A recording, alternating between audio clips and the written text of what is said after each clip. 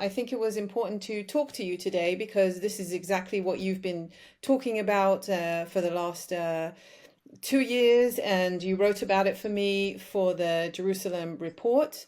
How, we're at this point now that where exactly what you're talking about, the hostages are being released today, and I just want to hear from you, what this means. Like we're at this crucial point, and also what the price we've paid for this release.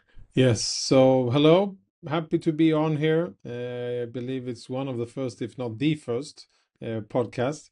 So that's great. And it is a momentous day, historic, really, to see the first seven and hopefully by the end of the day, all 20 live hostages back and maybe all of the 28 murdered Israelis back as well to be buried in Israel.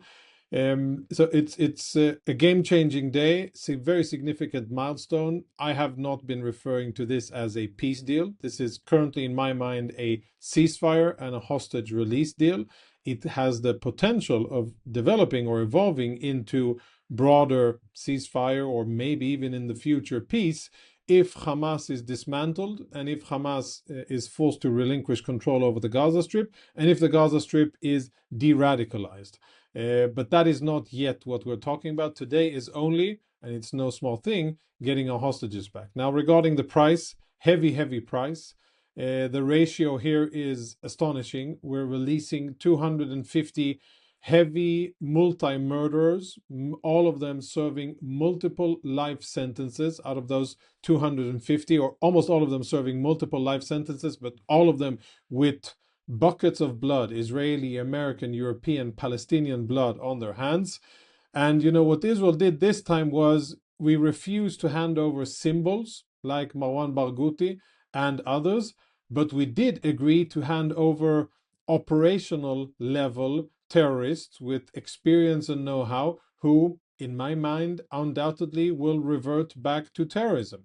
And I think it'll be a very short time before they actually do. They'll find whatever network is available, if it's in Judea and Samaria, or specifically in Gaza or elsewhere, and we will fight them in the future. I have very little belief that they will join the Peace Corps or they will focus their interest and their energy on building a future state and prosperity and coexistence. None of that. These are jihadis through and through, and we should expect to fight them again. And next time that we encounter them, I hope that we deliver definitive and irreversible consequences for them so that we won't have to release them another time in whatever situation the next time. Now, what I wrote, the first essay, I think really touches on this, because today we're seeing the shift from a situation where Hamas enjoyed a strategic advantage over Israel in the sense that it had this chokehold on Israeli decision makers and influence on Israeli politics by the fact that they had Israeli hostages, live Israeli hostages in Hamas captivity. That prevented Israel from operating on and above ground in Gaza. It generated tremendous division. It sowed division in Israel, and it weakened, I think, the stamina and the fighting will of Israel to pursue the war goals, and it delayed and extended the war. All of these things were accomplished by Hamas by the fact that they took 251 hostages, Israelis and international, held on to them, managed a quite effective psychological warfare campaign, targeting Israeli families, targeting the Israeli leadership, and really extracting tremendous political gain from the fact that they took these hostages. And what President Trump has done is to upend that. And that's very important, because whatever happens from now, whether it's the good option of the deal being implemented, Hamas disarmed, Gaza de-radicalized, etc., and us and going on, what could be a possible positive future. If the positive track opens, great. If the negative track is forced on us, which will be the track of continued military activity and having to defeat Hamas by kinetics, then Israel will be in a much better situation, where Israel will not be held back by the fact that Hamas is holding on to Israeli civilians and soldiers. So, momentous moment. it's really an inflection point where the situation today will be different. How will it be different? Depends a lot on Qatar, on Egypt and Turkey, and what kind of pressure they will apply on Hamas. If the pressure that they apply will be significant and real, then track one, prosperity, reconstruction, better future for Gaza, better future for Israel, regional peace, all of those wonderful bounties that can be provided, great. If Hamas doesn't let go of their weapons, then I fear that we will find ourselves fighting in the not too distant future. I have two questions for you, and I really want to keep this short. But one, so the first question is, what can other countries, or what can we as Israelis and other countries learn from this whole experience of 2 years? How can we stop this from happening again? Like you said, it could happen again. These are all jihadis. How can we, what steps can we take to stop this from happening again?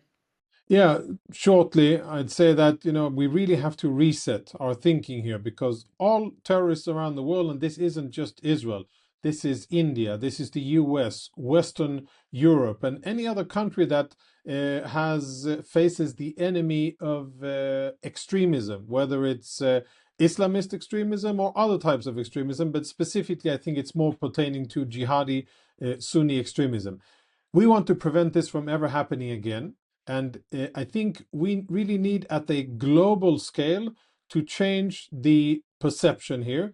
And I think Israel should be leading. I doubt that Israel, with its current government and the current very low storage of diplomatic currency, can do that. But I think what should be done, maybe led by the US, maybe led by other countries, is to say, okay, we understand that hostage taking is very beneficial for terrorist organizations, and we want to make it not beneficial for them to do it. How can we do that? Well, the first thing is to change legislation in Israel to make it illegal and not have the option for Israeli legislators to hand over, release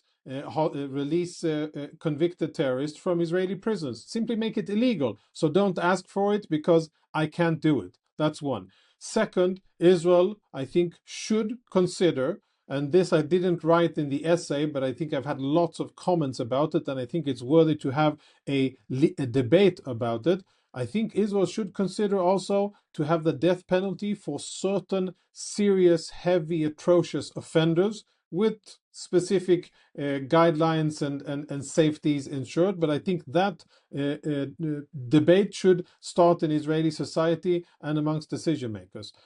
Third thing, I think that Israel needs to communicate this outwardly towards enemies and towards allies that this is now the last time that we agree to any hostage deal, and we are not going to be squeezed and held hostage as a country, blackmailed as a country by terrorist organizations ever again.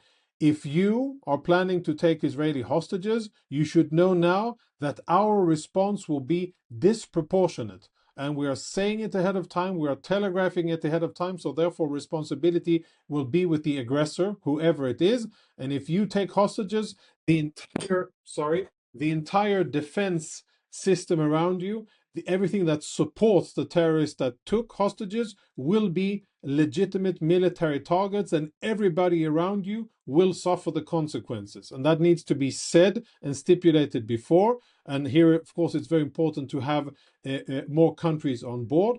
And last but not least, I think international law needs to be updated. And I think that there should be special caveats, and there should be special allowances for a democracy fighting to release its hostages, and that the same rules that really limit the ability of a country to defend its citizens once they are taken hostage by a terrorist organization, they need to be loosened, and terrorists need to know that the legal framework won't be there. The Geneva Convention won't be there to protect them. Currently, the legal framework really works to the benefit of terrorists, and that needs to change.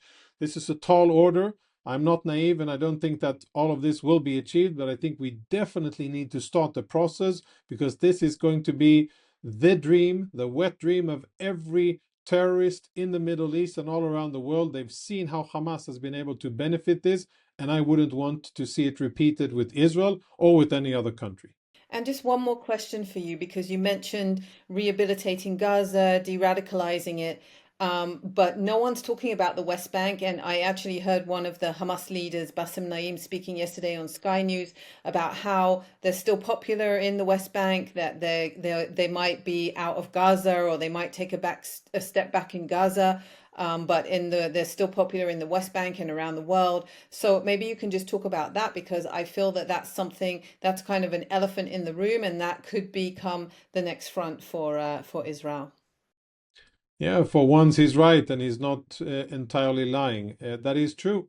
Hamas is popular in amongst Arabs, amongst Palestinians in Judea and Samaria. Hamas, I think if elections were held today, I seriously doubt the capacity of the Palestinian Authority to win. And I think that the PA would gain, that Hamas would gain significant, if not overwhelming majority.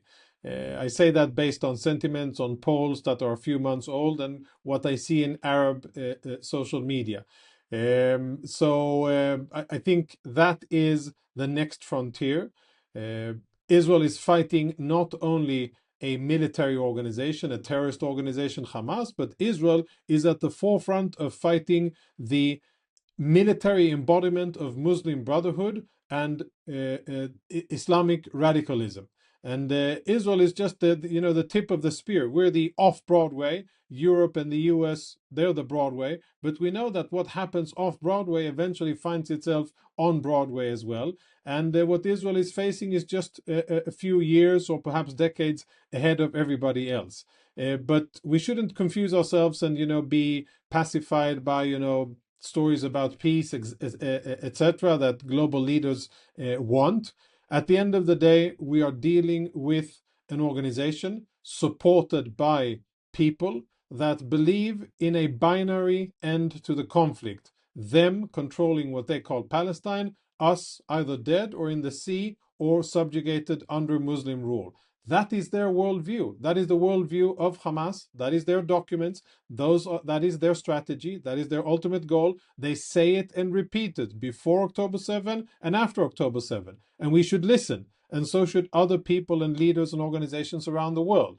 And as long as Hamas exists, as long as they have political networks, which they do, and significant ones in Judea and Samaria, as long as they exist in Gaza and control it, then the war, the battle is on, because it is, to use a historical term, it is a clash between civilizations. It is a clash between Western, Judeo-Christian values of democracy, civil rights, human rights, law and order, and a worldview that espouses Muslim domination and Sharia law. And these worldviews do not they cannot coincide, they cannot co-inhibit, and it is us fighting against them.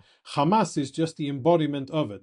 So I think Israel, sadly, and I say this as a father to soldiers, and I say it as an Israeli who has spent most of his life fighting in the IDF, I think we have many more years of fighting ahead of us until Hamas and their ideology is eradicated, or at least doesn't hold sway and doesn't control the minds and hearts of most Palestinians, which is not the situation today.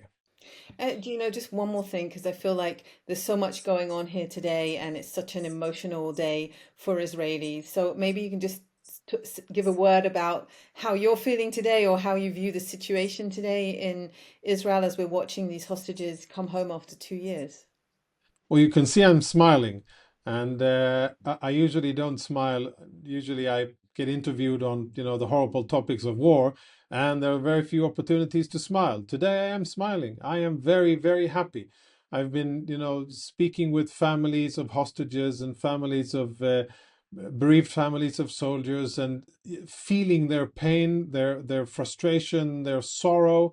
And today is the first day in a long, long time where collectively we can breathe a sigh of relief, and we can rejoice in the fact that we fought, we struggled, we persevered, and victory in the sense of getting our brothers and sister back was delivered. And it's a beautiful moment, and it's so great to see Israelis out on the streets everywhere with Israeli flags, with hostage flags, with banners and posters, and just beautiful Israeli spirit on display all over Israel, crossroads, and wherever the roads aren't blocked because of President Trump's visit, but everywhere else in Israel. Such a beautiful moment that we really need to cherish. And last word I would say, there are so many maybe people who will be watching us, Jews from around the world, who have prayed, fought, lobbied, donated, and done so much. I'm talking about Jews in America, in Canada, Australia, South Africa, many other places, Europe, France, UK, Jews around the world who, since October 7, have been such an integral part in the fight here in Israel. And I would like to say that this is your moment as well. This is our moment, and everybody who has been praying for the release of our hostages and for victory, this is our moment to rejoice. And as an Israeli, I believe that prayers work, and I thank everybody for praying and doing and contributing. And it's a wonderful moment that we want to cherish. And in a day or so, we'll get back to realpolitik and military calculations. Thank you, Jonathan, so much. I know you have a busy day, so thank you for joining us.